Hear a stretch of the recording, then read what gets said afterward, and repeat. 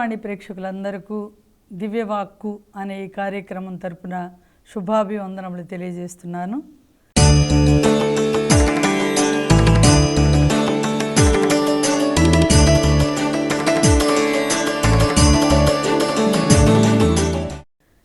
ఈరోజు మన ధ్యానాంశం మత్తయి సువార్త 5వ అధ్యాయం 4వ వచనం.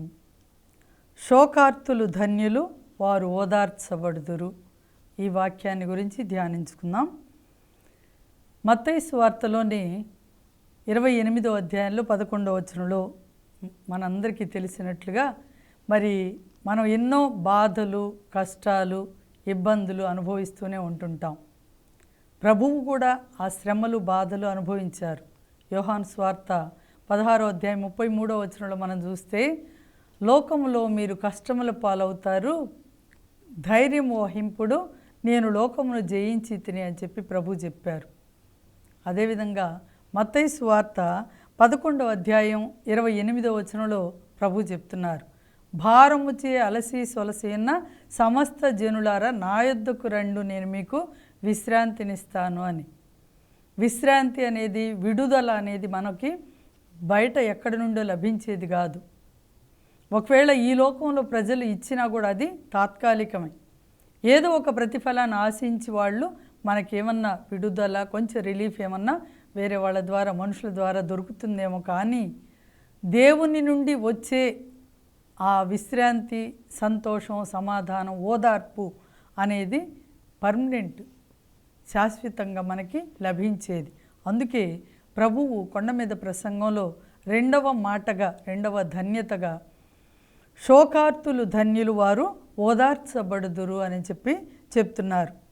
అలాగే కీర్తన 34వ అధ్యాయంలో 18వ వచనంలో మనం చూస్తాం, వేదనల వలన గుండెలు పగిలిన వారికి ప్రభువు చేరువలోనే ఉండును, బాధల వలన ధైర్యము కోల్పోయిన వారికి ప్రభువు దాపులోనే ఉండును అని చెప్పి చెప్తున్నారు. కీర్తనల గ్రంథంలో కూడా 54వ కీర్తన, ప్రభువు ఒకరోజు నేను కూడా నా లైఫ్లో కొన్ని సంవత్సరాల క్రితం నేను కూడా చాలా వేదనతో, బాధతో ఉన్నప్పుడు ప్రభువు నాతో మాట్లాడిన ఒక మాట అన్నమాట. చాలా వేదనతో ఉన్నాను. నా బ్రదర్స్ 5 అన్నలే, నేను ఒక్కదాన్ని ఆడపిల్ల. అయితే చెప్పుకోవడానికి, షేర్ చేసుకోవడానికి అమ్మాయిలు కూడా లేరు, అక్కలు కానీ చెల్లెళ్ళు కానీ. అట్లాంటి మా అమ్మ చనిపోయారు అప్పటికి. మా నాన్న ఒక విషయంలో మాట్లాడాలని పిలిచారు. ఆ విషయానికి వచ్చి చాలా బాధపడ్డాను. ఆ రోజు వచ్చిన వేరే ఫోన్ కాల్ నుంచి చాలా బాధపడి అట్లాగే ఆ ఫోన్ పెట్టేసి అట్లా కూర్చొని బాధగా ఏడుస్తూ ఉన్నాను, ఎవరికి చెప్పుకోవాలి అని. వెంటనే అక్కడున్న బైబిల్ గ్రంథం తీసినప్పుడు ప్రభువు నాతో మాట్లాడిన మాట, యెషయా గ్రంథం 54వ అధ్యాయంలో 1 నుండి వచనాలు మాట్లాడారు. గొడ్రాలవై ఉన్నదాన సంతసముతో పాటలు పాడుము, ఎప్పుడు నువ్వు ప్రసవ వేదన అనుభవింపనిదానా. అంటే ఆ బాధలు, కష్టాలు అంతగా తెలియవు. ప్రసవ వేదన పడ్డామనుకోండి, అది భౌతికమైంది, కానీ ఆత్మలో మరి వేదన అనుభవించిన వేదన అనేది అంత భయంకరంగా ఉందన్నమాట. అందుకని ప్రభు అంటున్నారు, ఆనందముతో పాటలు పాడు, నువ్వు వసించు గుడారమును విశాలము చేసుకొనము, దాని తెరలను పెద్దవి చేసుకొనము అని చెప్పి. ఇంకా నేను వరుసగా చదువుతూ ఉంటే నాతో ప్రభు మాట్లాడిన మాట చాలా ఉపశమనాన్ని కలిగించిన మాట. భయపడకుము, నీవు అవమానము చెందవు, నీవు పరాభవమునకు గురి అయి లజ్జ చెందనక్కరలేదు. వచనం చదువుతుంటే, నిన్ను క్షణకాలం విస్మరించాను, గాఢానురాగంతో నిన్నిప్పుడు మరలా స్వీకరిస్తాను, కోపం వలన ఒక్క క్షణకాలం నా ముఖాన్ని మరుగు చేసుకున్నాను.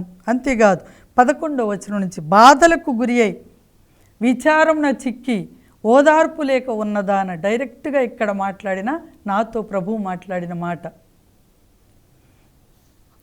బాధలకు గురి అయి విచారంన చిక్కి ఓదార్చువారు లేక ఉన్నదానా, నేను విలువగల మణులతో నిన్ను పునర్నిర్మింతును, నీల మణులతో నీకు పునాదులెత్తుదును, మాణిక్యములతో నీ బురుజులను కట్టుదును, అరుణకాంతులీను మణులతో నీ ద్వారములు కట్టుదును, ప్రశస్త రత్నములతో నీ ప్రాకారములు నిర్మింతును అని చెప్పి.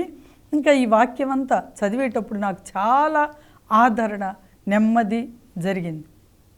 వెంటనే మా నాన్న దగ్గరికి వెళ్ళినప్పుడు ఆ మాటలు అక్కడ విన్న తర్వాత మా అన్నయ్యలు మాట్లాడినప్పుడు కూడా చాలా రిలీఫ్ పొందానన్నమాట. దేవుని వాక్యం అనేది మనకు అంత ఆదరణ ఇస్తుంది. కష్టాలలో, శ్రమల్లో, ఇబ్బందుల్లో ఎవరు లేరు నాకు ఆధారం ఎవరు అనుకునే సమయంలో ప్రభువిచ్చే ఆ పెద్ద ఉపశమనం అనేది ఎంత గొప్పగా ఉంటుందనేది ఒక్కొక్క అనుభవం ద్వారా ప్రభువు ప్రతిసారి మనల్ని నడిపిస్తూ ఉంటారు. మనమే గ్రహించాం అది.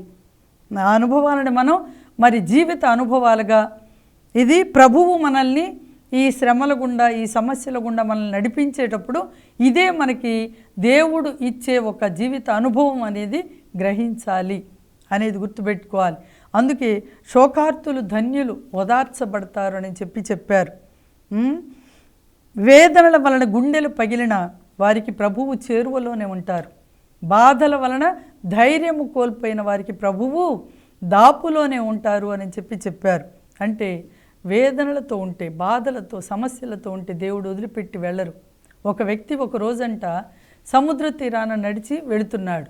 రోజు ప్రభువుని అడుగుతాడట, ప్రభువా నేను నడిచి వెళ్తున్నాను, నాతో పాటు రా, నా ప్రక్కనే ఉండు, నాతో మాట్లాడు అని ఎప్పుడు దేవుని సహవాసాన్ని కోరుకుంటూ నడుస్తూ వెళుతుంటే 2 అడుగులు ఆ సముద్ర తీరంలో ఇసుకలో 2 అడుగులు కనిపించాయట.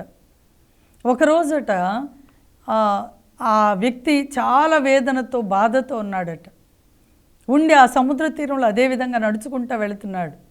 వెళ్ళేటప్పుడు చూస్తే ఆయన 1 అడుగులే కనిపిస్తున్నాయి, 2 అంటే ఒక వ్యక్తి అడుగులే కనిపిస్తున్నాయట. అప్పుడు అతను అనుకుంటున్నాడట, ప్రభువా నేను రోజు సంతోషంలో బాగా అన్నీ బాగున్నప్పుడు నాతో ఉన్నావు కదా, ఈరోజు నేను ఇంత వేదనతో, దుఃఖంతో, బాధలో ఉన్నాను. అయితే ఈ టైంలో నువ్వు నన్ను వదిలేసావేంటి, నన్ను నాతో లేవేంటి అని అన్నప్పుడు ఒక స్వరం వినపడిందంట. నా బిడ్డ, ఆ అడుగులు నువ్వు చూచే అడుగులు నావే. నేను నా భుజాల మీద ఎత్తుకున్నాను. నేను నిన్ను ఎత్తుకొని మోసుకుంటూ వెళ్తున్నాను. నువ్వు బాధలో, వేదనలో, సమస్యలో, కష్టంలో ఉన్నావని, నువ్వు భరించలేవని నేను నిన్ను మోసుకుంటూ వెళుతున్నాను. ఆ కనిపించే పాదపు ముద్రలు నావే అని స్వరం వినపడింది. వెంటనే అమ్మో నేను ప్రభువుని అపార్థం చేసుకున్నానే అని అనుకున్నాడట.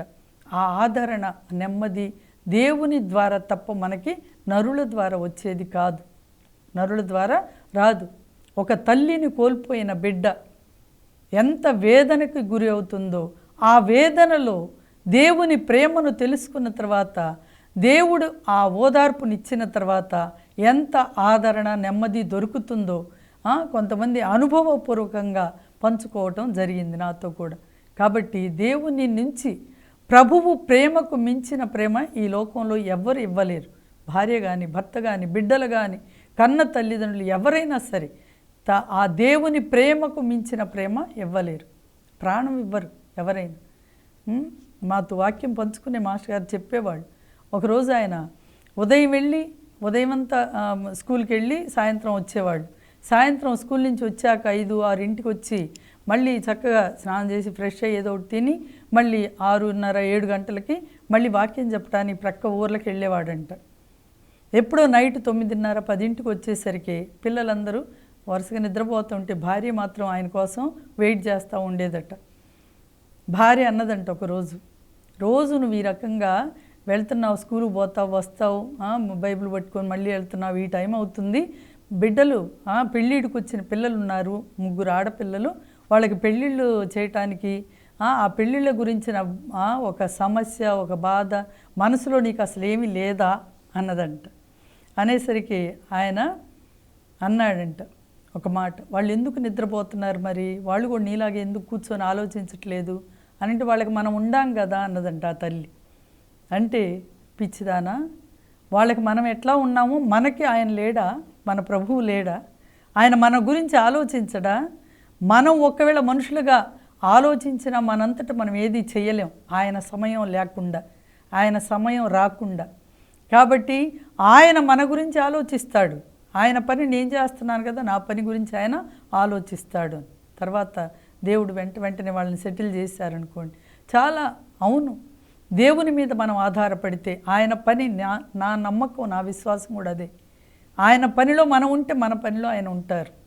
మన పనిలో మనం బిజీగా అయిపోతే ఎక్కడ విజయం రాదు. తాత్కాలికంగా విజయం వచ్చినట్లు అనిపించినా అది మరి శాశ్వతమైంది కాదన్నమాట.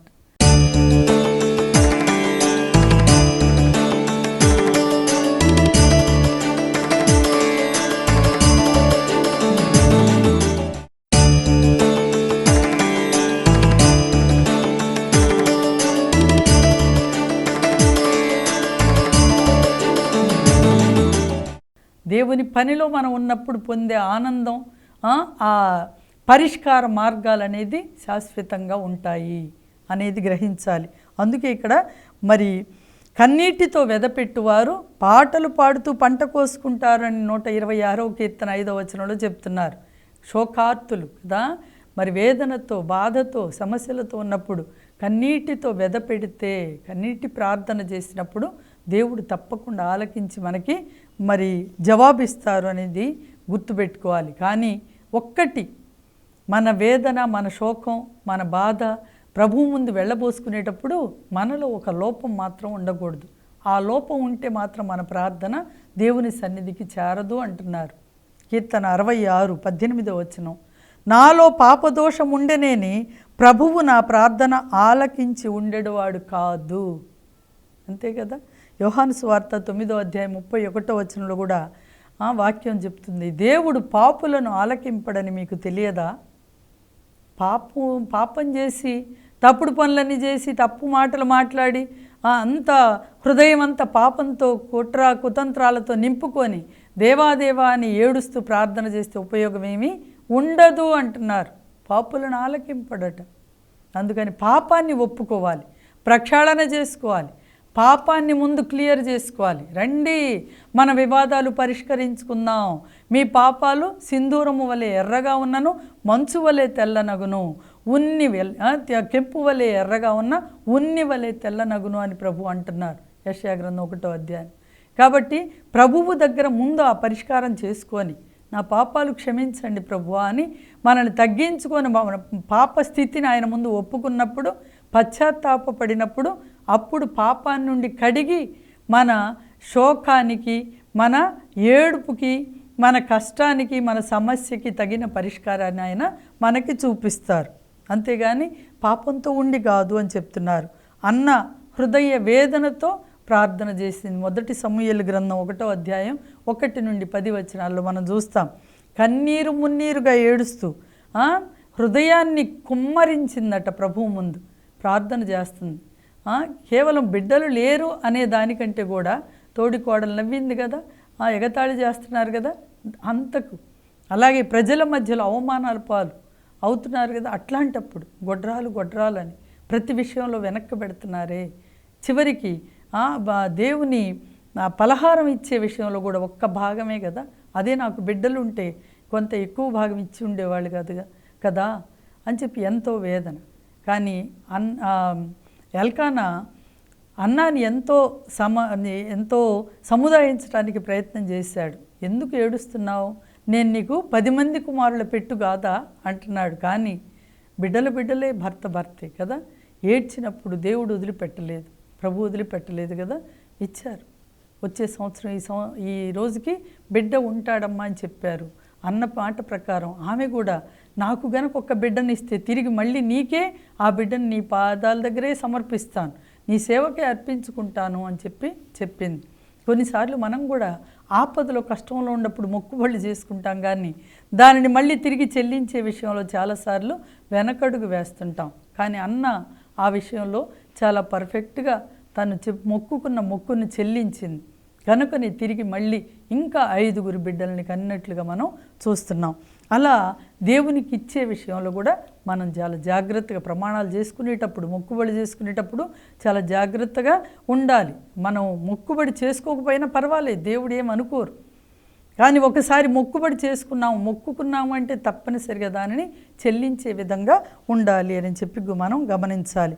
ఇంకా మనం యెషయా గ్రంథంలో 38లో చూస్తే గనక 1 నుంచి 6 వచనాలు, హిజ్కియా కూడా ఆ జబ్బును పడి ప్రాణాపాయ స్థితిలో ఉన్నప్పుడు ప్రవక్త వచ్చి హెచ్చరించాడు. యెషయా ప్రవక్త వచ్చి, మరి ఇదిగో నీకు సమయం అయిపోయింది, నువ్వు సిద్ధపడు అని చెప్పి దేవుడు నీ సమయాన్ని మరి అయిపోయిందని చెప్పమన్నారు అని చెప్పి హెచ్చరికగా వచ్చి చెప్పినప్పుడు మరి హిజ్కియా కూడా గోడ వైపు మొగము త్రిప్పి కన్నీరు మున్నీరుగా ఏడ్చి, అయ్యా నేను నిన్ను తప్ప వేరెవరిని ఆరాధించలేదే, నువ్వు తప్ప నాకు ఒక మార్గం తెలియదే, నేను నీకు వ్యతిరేకంగా ఏమైనా తప్పు చేశానా, క్షమించయ్యా, నాకెందుకు ఈ వ్యాధి పెట్టావని చెప్పి అక్కడికక్కడే ఏడ్చినప్పుడు యెషయా ప్రవక్త ఆ మాట దేవుని సందేశాన్ని ఇచ్చి ఆ భవనం దాటి బయటికి కూడా వెళ్ళలేదట. కానీ వెంటనే ఎంత కరుణామయుడో చూడండి దేవుడు.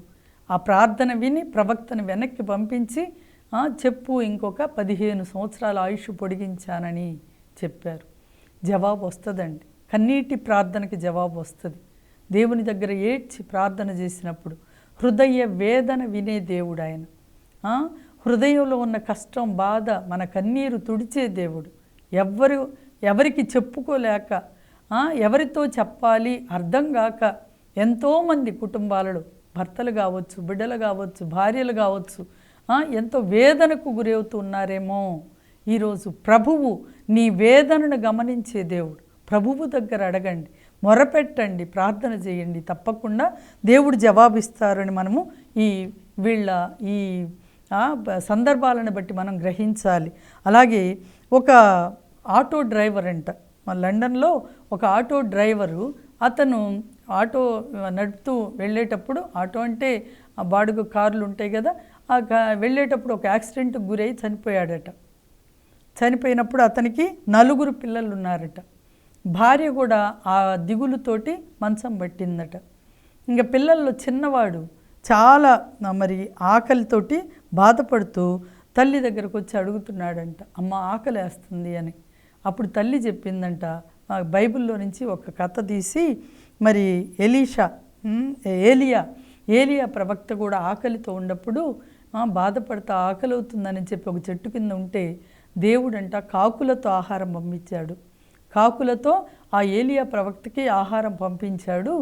కాబట్టి మీకు కూడా అడగండి ప్రభువుని, దేవుడే తప్పకుండా కాకులతో ఆహారం పంపిస్తాడు అని చెప్పినప్పుడంట ఆ చిన్న బిడ్డ బాల్కనీకి వెళ్ళి బయటికి వెళ్ళి ఉదయం నుంచి సాయంత్రం వరకు ఆకాశం వైపే చూస్తున్నాడంట. ఈ బాబు ఆ పైకి ఆకాశం వైపు చూడటం అందరు గమనిస్తా, ఏంటి ఎందుకు చూస్తున్నాడు వీడు అని చెప్పి అందరూ చాలాసేపు చూశారు. కానీ అందరూ చూసి వెళ్ళిపోయారు. ఏంటో అర్థం కాలేదు. చివరికి సాయంత్రం పూట లాస్ట్లో చివరికి ఇంకా 6-7 గంటల సమయం, వీధి లైట్లు, ఇళ్లల్లో లైట్లన్నీ వెలుగుతున్నాయి. ఆ టైంలో ఈ అబ్బాయి అంతే నిలబడి ఆకాశం వైపు అంతే చూస్తుంటే, చెట్లు వైపు అంతా చూస్తుంటే, ఒక వ్యక్తి ఆ దారిలో తన ఇంటి కుక్కని పట్టుకొని తీసుకొని వచ్చాడంట. వీధులు కుక్కను పట్టుకొని వచ్చి అంటే నగర మేయర్ అంట అతను వచ్చి ఈ అబ్బాయి వైపు చూశాడు. చూసి అడిగాడు. కొంచెం సేపటికి అడుగుతుంటే అబ్బాయి వినిపించుకోవట్లేదు.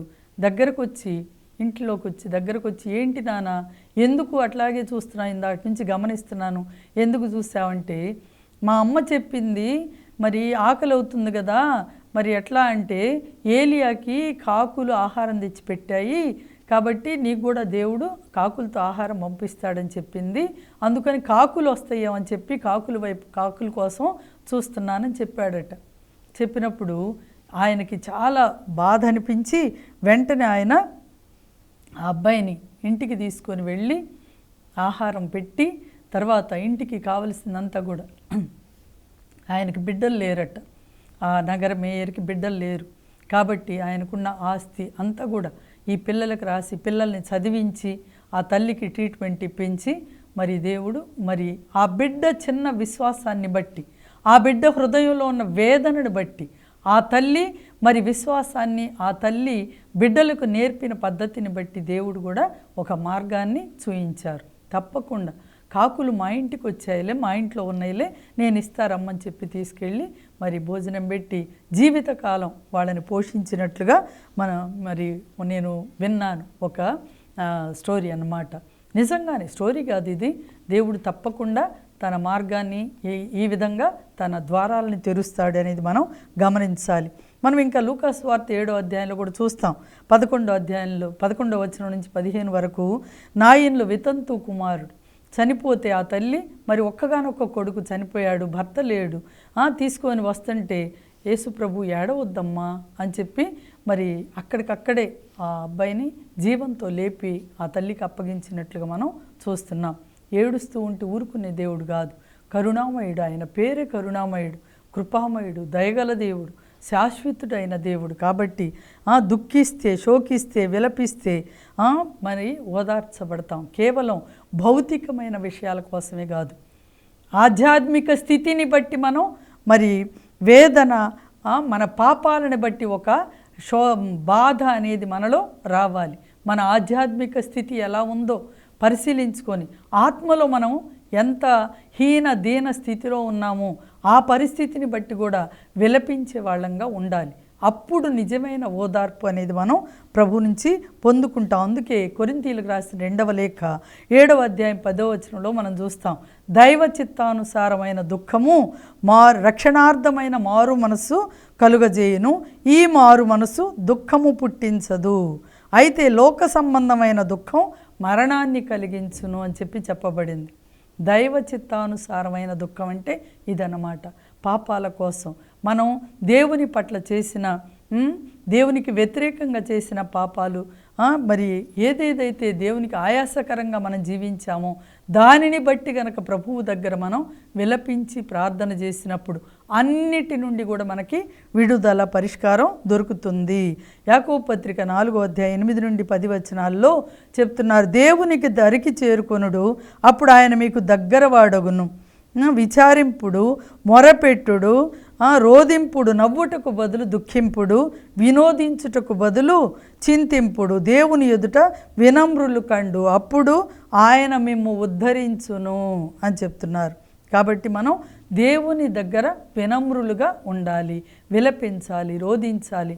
ఆత్మ విషయంలో మరి ముఖ్యంగా రిట్రీట్స్కి వెళ్ళినప్పుడు, ప్రార్థనలో ఉన్నప్పుడు పాప స్థితిని ఒక్కొక్క పాపాన్ని గురించి వివరించి చెప్పేటప్పుడు ఆ పాప స్థితిని గురించి పశ్చాత్తాపంతో కన్నీటితో మొరపెట్టి రోధించినప్పుడు దేవుడు ఎంత ఊరట, ఎంతో రిలీఫ్, పశ్చాత్తాపాన్ని కలుగజేసి తర్వాత ఎంతో సంతోషం, ఆత్మలో సంతోషాన్ని, ఆనందాన్ని కలుగజేస్తారు. కాబట్టి శోకార్తులు ధన్యులు వారు ఓదార్చబడుదురు అని చెప్పబడింది. మరి దేనికోసం శోకిస్తున్నావో, ఈరోజు ఏ విషయంలో మీ బాధ, కష్టంలో ఉన్నావో అన్నిటి నుండి కూడా యేసు ప్రభు నీకు విడుదల దయచేయునుగాక. ఆమేన్. ప్రార్థన చేసుకుందాం. పరిశుద్ధమైన మా దేవా, మీకు స్తోత్రాలు, వందనాలు తండ్రి. నాయన, మరి వేదనలతో, బాధలతో, సమస్యలతో, ఇబ్బందులతో నాయన ఆధ్యాత్మిక స్థితిని కోల్పోయి తండ్రి నీకు దూరమైన సందర్భాలు ఎన్నో ఉన్నాయి. కానీ ప్రభు, ఆ మార్గం తెలియక, దారి తెలియక ప్రభు ఎంతోమంది బిడ్డలు ప్రభు నీ నుంచి దూరం అయిపోయి మరి ఎన్నో విధాలుగా దుఃఖంతో, వేదనతో ఉన్నారు. అలాంటి బిడ్డలందరికీ తండ్రి ఈరోజు మీరున్నారు అని, ఓదార్చే దేవుడు ఒకళ్ళు ఉన్నారు అని నాయన ఆ మార్గాన్ని తెలుసుకొని ప్రభు నీ వైపు తిరిగి నీ మీద ఆధారపడి నీ నుండి ప్రభు నాయన ఓదార్పును, ఊరటను, శాంతిని, సమాధానాన్ని పొందుకునేలాగా ఆదరణకర్త అయిన పరిశుద్ధాత్మ దేవుడు నాయన బిడ్డలందరినీ ఆదరించేలాగా సహాయం చేయమని యేసు నామములో మరియ తల్లి సకల పునీతులు ప్రార్థనల ద్వారా వేడుకొని పొందుకుంటున్నాము తండ్రి. ఆమేన్. ఆమేన్.